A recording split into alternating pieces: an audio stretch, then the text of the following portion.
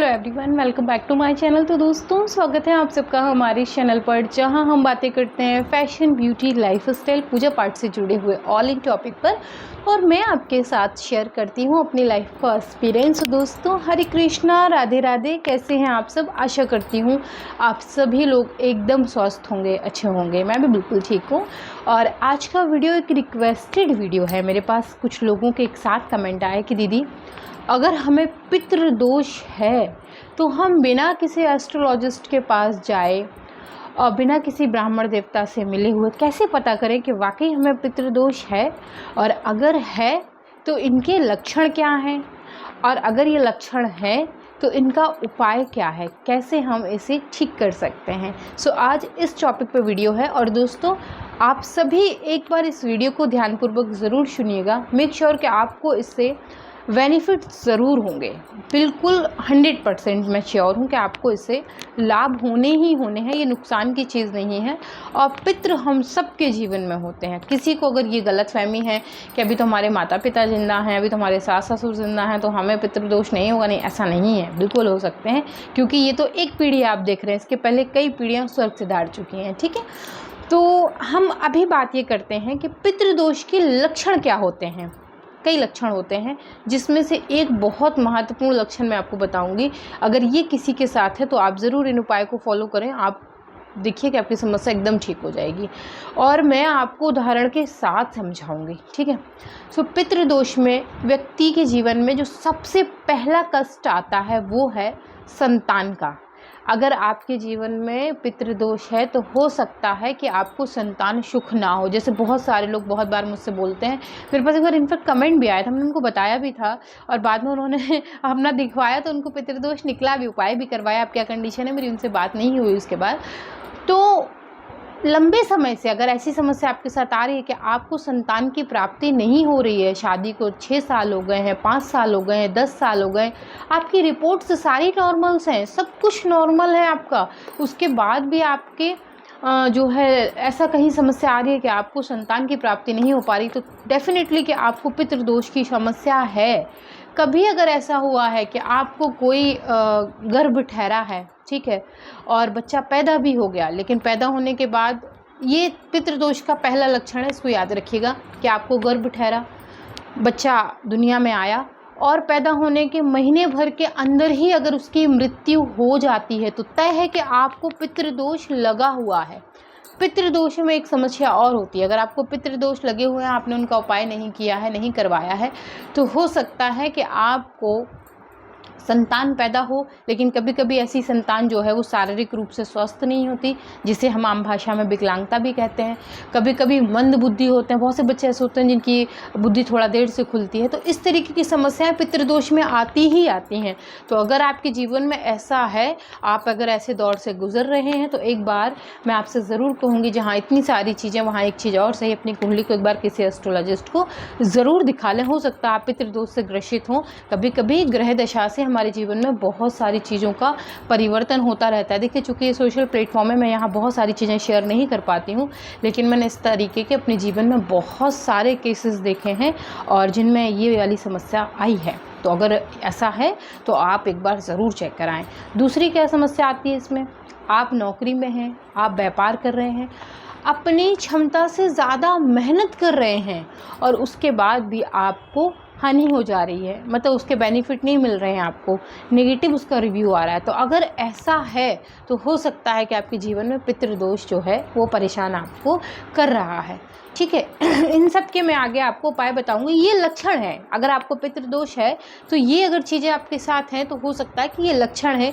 इनमें से मैं जितनी चीज़ें बता रही हूँ, अगर एक भी आपके साथ है और बिल्कुल सटीक किसी तरीके से, तो हो सकता है कि लक्षण हैं आपको पितृदोष के। ठीक है, इनमें से एक भी लक्षण अगर आ रहा है, जैसे कि आप नौकरी कर रहे हैं, बहुत मेहनत कर रहे हैं, बहुत ज़्यादा मेहनत कर रहे हैं, लेकिन उसके बाद भी आपको उसमें सफलता नहीं मिल रही तो आपको पितृदोष है।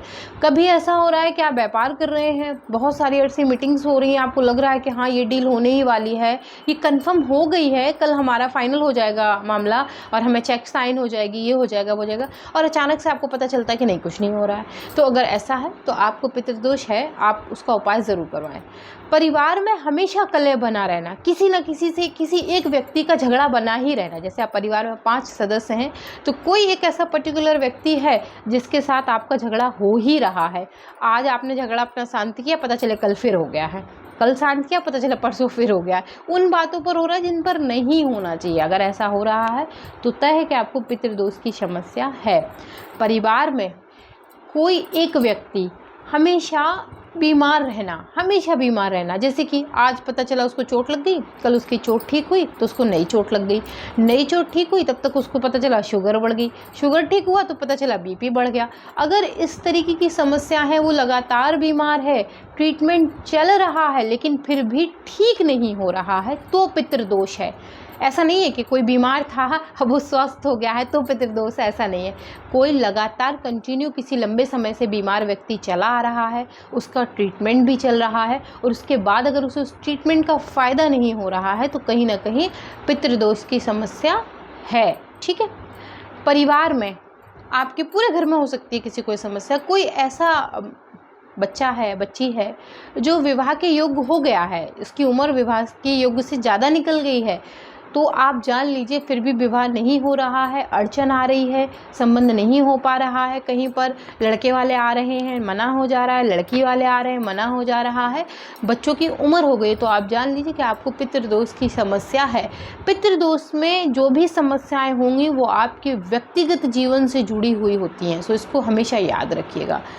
एक और संकेत क्या है, पितृदोष में आपको अपने परिवारजनों से धोखा मिलना तय है। अगर आपको पितृदोष चल रहा है तो आपके अपने बड़े भाई से, आपके अपने छोटे भाई से, अपने परिवार के और भाइयों से, तो ये धोखा मिलना आपको जो है वो तय है। हो सकता है कि ये धोखा अगर पत्नी को है तो पति से ही मिल जाए और पति को है तो पत्नी से ही मिल जाए, ये भी हो सकता है। बहुत करीबी रिश्ते जिन पर आप यकीन नहीं कर सकते, कभी ऐसा भी हो सकता है। अगर वहाँ से धोखा मिला है या मिल रहा है तो ये तय है कि आपको पितृदोष की समस्या है। 2-3 और बड़ी बड़ी चीज़ें, जब पितृदोष होता है तो ये भी बड़ा होता है आपके साथ। बार बार आप किसी दुर्घटना का शिकार हो जाते हैं, जैसे आप गए, पता चला आपको एक्सीडेंट हो गया, आपको बहुत गंभीर चोट नहीं आई है लेकिन कुछ ना कुछ आपकी हानि हुई।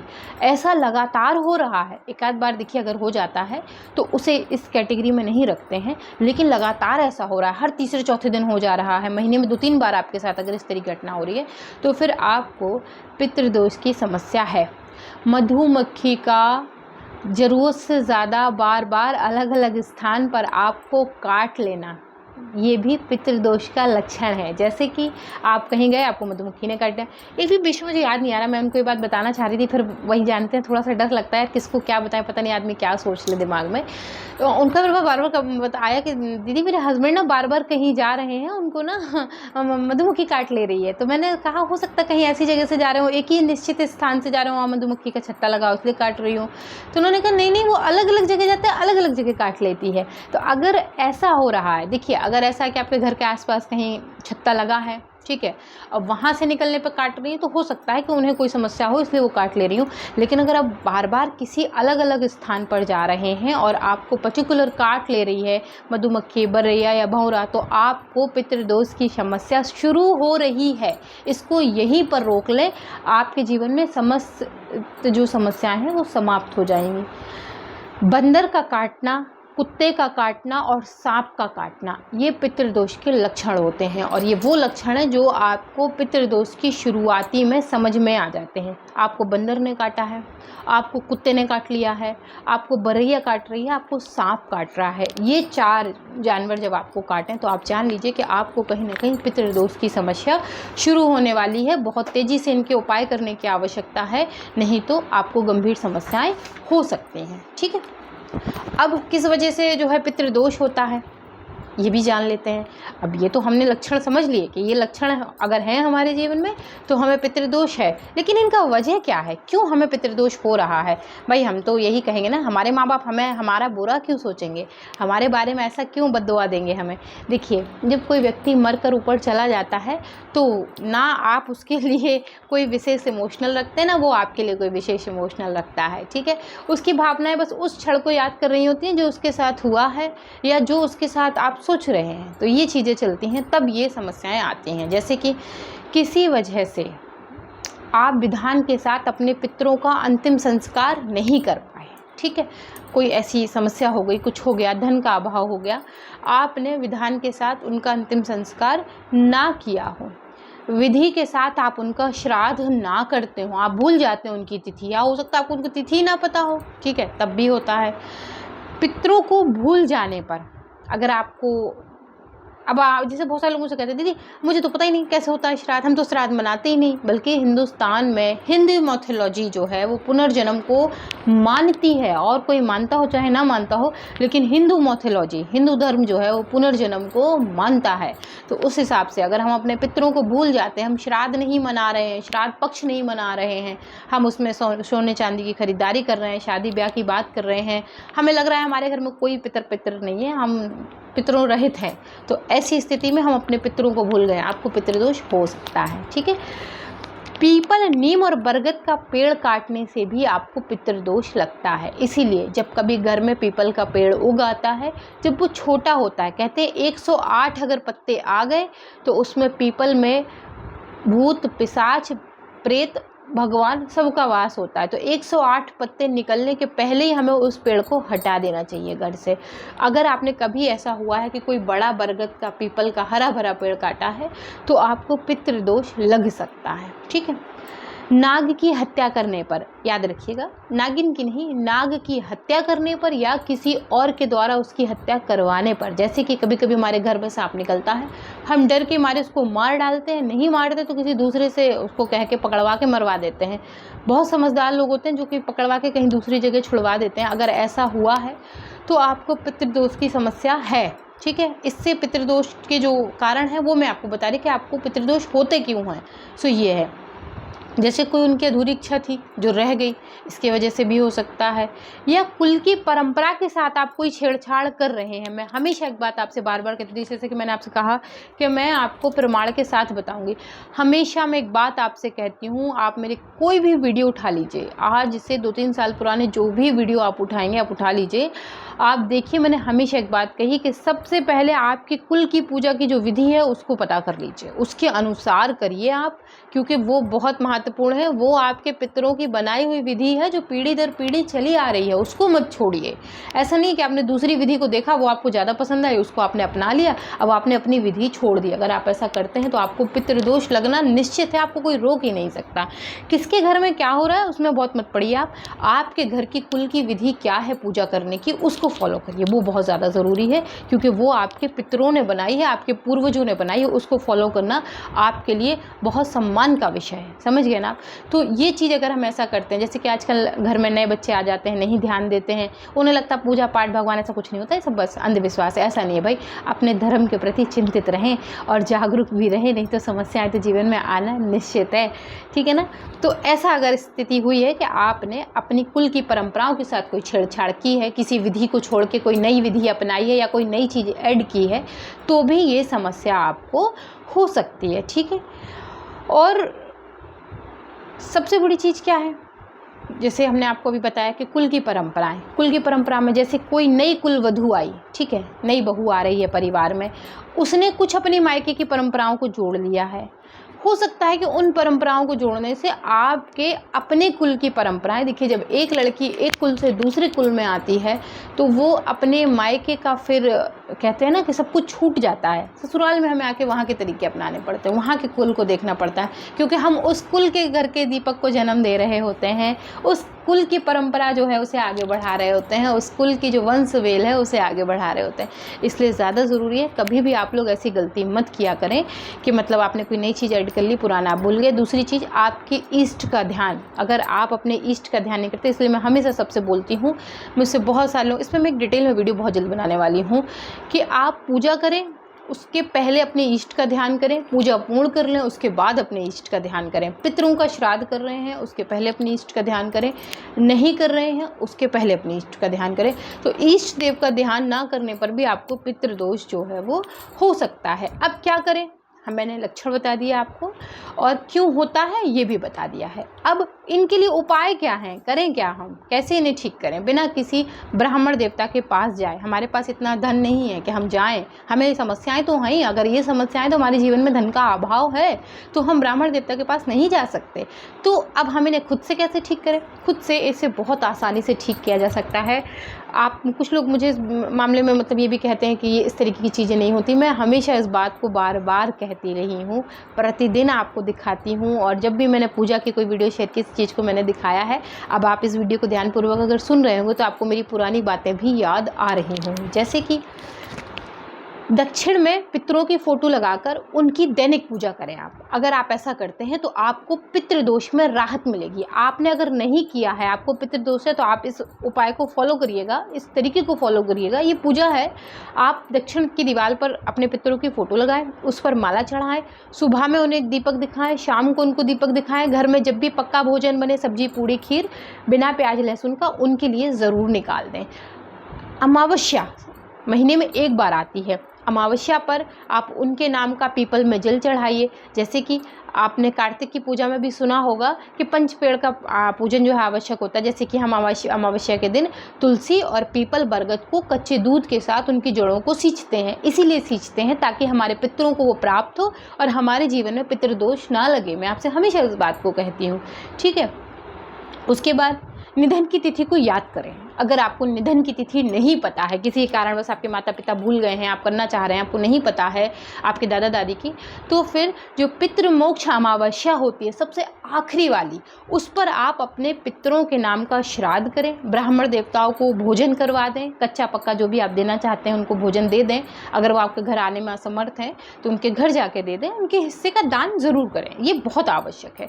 ऐसा करने से ये आप स्वयं कर सकते हैं, किसी दूसरे की आपको इसमें आवश्यकता नहीं है। मैंने श्राद्ध कैसे करना है इसका वीडियो अपलोड किया हुआ है चैनल पर, आप उसे चेक करिएगा। घर के पास, अगर आपके घर के पास पीपल का पेड़ है, ठीक है, तो उस पर आप ये काम ज़रूर करें दोपहर में। ये सुबह में नहीं करना, शाम को नहीं करना, दोपहर में 12 बजे के बाद आप एक लोटे में जल ले लें, बरगद के या पीपल का जो भी आपके घर के पास पेड़ है उसकी जड़ों को सींचें, एक दीपक जलाएं, अपने पितृदेवों को याद करें और उनसे अपनी हर गलती के लिए क्षमा मांगें। और ये कार्य अगर आप प्रतिदिन नहीं कर सकते कोई बात नहीं, महीने की अमावस्या पर ज़रूर करें। ये दिन पितरों का होता है, हर महीने में एक बार अमावस्या आती है, जैसे पूर्णिमा आती है वैसे अमावस्या आती है। अमावस्या पर ज़रूर करें और दूध से, कच्चे दूध से जल से जड़ों को सींचें, धूप दीपक दिखाएं, चाहे तो सफ़ेद रंग की जनेऊ और कलावा भी आप वहाँ बांध सकते हैं, ठीक है। तो ये आप कर सकते हैं, ठीक है। शाम को दक्षिण दिशा में, अगर जैसे आपके पास आपके पितरों की फ़ोटो नहीं है, भाई हो सकता है 1-2 पीढ़ी की हो, उसके बाद की ना हो, तो शाम के समय दक्षिण दिशा में एक छोटा सा दीपक आप प्रज्वलित कर सकते हैं अपने पितरों के नाम से, ठीक है, कि हे पितृदेव ये आपका दीपक है, आपको समर्पित है, हम आपको भूले नहीं हैं, आपको याद करते हैं, आप हमारी स्मृति में हैं, बस अपना आशीर्वाद कृपा इस घर पे बनाए रखें ताकि आपकी वंशबेल आगे बढ़ती रहे, ठीक है। आपके कुल में, जैसे मैंने आपसे कहा, सबसे पहला लक्षण इसका होता है निसंतानता। आपको संतान का अभाव रहना जीवन में, सब कुछ नॉर्मल होने के बावजूद भी, ठीक है, तो इसको ज़रूर ध्यान दें। फिर गरीबों को आप दान करें, गरीबों की आप मदद करें, अगर हो सके तो आप किसी गरीब कन्या के यहाँ अगर विवाह हो रहा हो तो उसमें 400-500 रुपये की मदद ज़रूर कर दें, ज़्यादा नहीं तो 501 रुपये की मदद तो आप कर दें, उससे जो है आपको पितृदोष में बहुत राहत मिलेगी, ठीक है। जैसे कि पितृपक्ष ज़रूर मनाएं, हम सब के पितृ होते हैं, इसमें बिल्कुल ना रहें कि हमारे माता पिता जीवित हैं, हमें पितृदोष नहीं है, हमारे पितृ नहीं, उनके आगे के उनके माता पिता, फिर उनके आगे के उनके माता पिता। मैंने आपसे कहा हिंदू मैथोलॉजी पुनर्जन्म को मानती है, होता है, इस बात को हमेशा याद रखें, ठीक है। अमावस्या पर पितरों का पूजन अवश्य करें, ठीक है। जैसे कि मैंने आपको बहुत बार एक वीडियो में आपने कहा है कि दीपावली पर पृथ्वी पर यमराज जी आते हैं, चित्रगुप्त जी आते हैं, देव आते हैं, दानव आते हैं, माँ लक्ष्मी आती हैं, कुबेर जी आते हैं, गणेश जी आते हैं, उन्हीं के साथ पितृ भी आते हैं। दीपावली पर पंच परमेश्वरों का पूजन चलता है और उसमें पितृ मेन होते हैं। मैंने पितरों का पूजन करने की विधि आपको दीपावली पे, आप सोचिए दीपावली जैसे त्यौहार पर भी हम अपने पितरों का पूजन करते ही करते हैं। सो वो वीडियो को नहीं चेक किए, आप उन्हें चेक करें और महीने की अमावस्या पर अपने पितरों का पूजन ज़रूर करें। दैनिक पितृ पूजा कैसे करनी है वीडियो अपलोड है, मैं कोशिश करूँगी कम्युनिटी टैब में आपको शेयर कर दूँ। ज़्यादा कुछ नहीं करना, आप दैनिक पूजा ऐसे करें कि दीवार पर, दक्षिण की दीवार पर उनकी फ़ोटो लगा दें, उस पर चंदन का हार चढ़ाएं, वो मिल जाता है दुकानों पर, जब आप बताएंगे तो मिल जाएगा। सुबह आप उनको बस कुछ नहीं, हाथ जोड़कर एक दीपक प्रज्वलित कर दें, शाम को उनके नाम का एक दीपक प्रज्वलित कर दें। अगर फोटो है, फोटो नहीं तो दक्षिण की दिशा में उनका दीपक जला दें। आप देखिए कि आपके जीवन में चले आ रहे ये संपूर्ण जो है वो जो दोष है पितृ के, वो समाप्त हो जाएंगे। अब मैं आपको बताऊं, एक मैं आपको अपने परिवार की स्टोरी सुना रही हूँ, मतलब मैं अपने मायके साइड की स्टोरी सुना रही हूँ आपको। हमारे घर में क्या, मतलब वो बहुत दूर के रिश्तेदार थे, बहुत दूर के रिश्तेदार थे। एक तरीके से वो पड़ोसी भी थे, रिश्तेदार भी थे, ठीक है। तो उनके यहाँ एक बहू आई शादी होकर, ठीक है। और ये स्टोरी मैं आपको इसलिए सुना रही, हो सकता है बहुत सारे लोगों की समस्या हो, इसलिए सुन लीजिए, सुनने में कोई बुराई नहीं है। तो शादी होकर आई, जानते हैं शादी के 7-8 साल हो गए, 8 साल तक उनको कोई बच्चा ही नहीं हुआ। मतलब पहले उन्होंने डॉक्टर को चेकअप कराया, सारी रिपोर्ट्स उनकी नॉर्मल आई, फिर डॉक्टर बोले कि काम करते हैं एक बार आपकी फ्लिपन ट्यूब चेक करते हैं, हो सकता है ब्लॉकेज हो। फिर वो चेक की गई, ब्लॉकेज भी नहीं था। हस्बैंड के सारे टेस्ट रिपोर्ट नॉर्मल आए, सब कुछ नॉर्मल आया, सब कुछ, कहीं कोई प्रॉब्लम नहीं उन लोगों को, लेकिन फिर भी उन्हें जो है बच्चा नहीं हो रहा था। फिर अचानक से एक पास के जो है वो गांव में हमारे यहाँ एक रहते थे, वो ब्राह्मण नहीं थे लेकिन वो जानते बहुत कुछ थे। तो जब उनके पास गए तो उन्होंने बताया कि ये आपके पितृ हैं, इनकी आप 6 महीने लगातार पूजा करिएगा, भूलिएगा मत, और आप देखिए कि आपके घर में संतान की प्राप्ति ज़रूर होगी।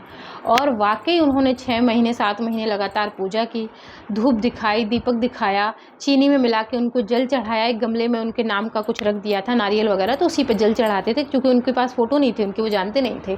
धूप दीपक दिखाया, आप यकीन नहीं करेंगे 8वें 9वें महीने ही उन्हें जो है उनका टेस्ट जब हुआ तो पॉजिटिव आया, और उन्हें आप विश्वास नहीं करेंगे बेटे की जो है वो एक प्राप्ति भी हुई। बाद में उन्होंने एक बहुत सुंदर से बेटे को जन्म दिया। अब तो वो लड़का 7-8 साल का होगा, अब भी मतलब मैं उनके टच में हूँ, मुझे बुआ बोलता है। तो मतलब ऐसी स्थिति मैंने देखी है, मैं आपको ये बात अनुभव के आधार पे बता रही हूँ। अगर आपके जीवन में ऐसी कोई समस्या चली आ रही है तो आप भगवान के लिए एक बार इस काम को भी करके देखें, आपके जीवन की बहुत समस्याएं समाप्त हो जाएंगी। लक्षण भी मैंने आपको बता दिए, इसको ठीक करने के तरीके भी बता दिए, क्यों होता है ये भी बता दिया। तो दोस्तों, आशा करती हूँ कि ये वीडियो आपको पसंद आया होगा, आपके काम भी आएगा, आपको जानकारी भरा भी लगा होगा। अगर वीडियो पसंद आए तो वीडियो को लाइक करें, चैनल को सब्सक्राइब करें, फ्रेंड एंड फैमिली के साथ शेयर करना बिल्कुल मत भूलें। मैं मिलती हूँ आपसे एक और नई वीडियो के साथ, तब तक के लिए Hare Krishna, Radhe Radhe, bye bye and take care.